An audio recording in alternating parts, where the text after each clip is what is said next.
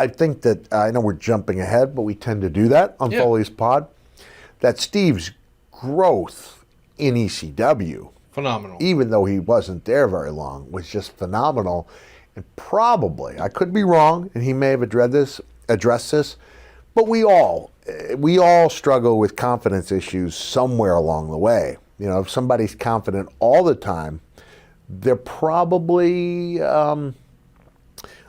just on the wrong side of being delusional. Yes. So I think we all need confidence boosters, and whether it's somebody like Robert Fuller reaching out to me when I was in Memphis saying, Jacko, you're going to make it in this business, when nobody else thought I was, or you can tell by the way the fans are reacting. We all need that little boost, and I think that Steve's time in WCW in ECW rather, made him feel like he wasn't just did not just have a future as a great worker, but as a great character and a great attraction. Because we all know Steve was a great worker, but if being a great worker was all you needed, there never would have been a FedEx envelope arriving at his house. That's right. Letting him know that his services in WCW were no longer required. How much of the credit does Paul Heyman deserve for that? For being able to sit guys like yourself or Steve down and just look into the camera and spend some time.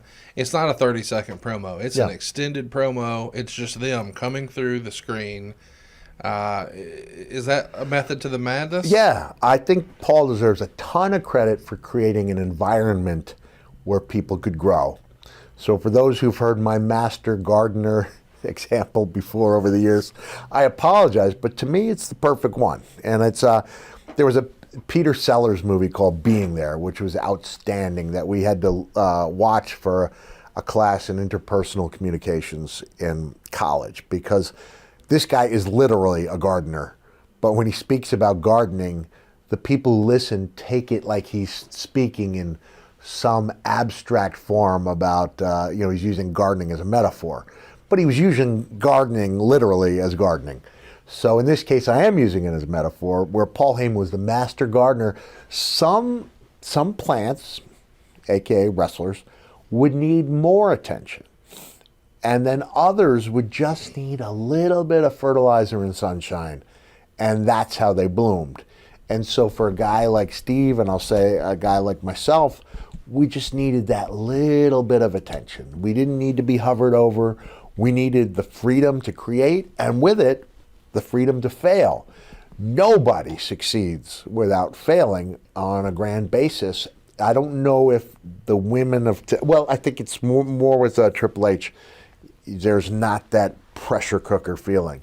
But I think the men and women in WWE were so afraid to fail that they weren't playing to win. And that's why, using baseball now as a metaphor, baseball works best with wrestling, right? Like, you want to hit that ball out of the park. Yes. You don't want to single cleanly up the middle, and that's what we had a lot of times, was just a bunch of clean singles up the middle. And okay, that was good, that was good, that was good.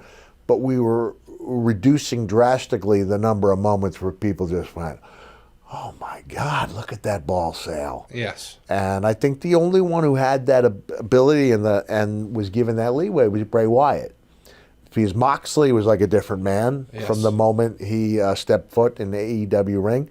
And I just think that constant need to avoid failing is not conducive to succeeding on a grand scale.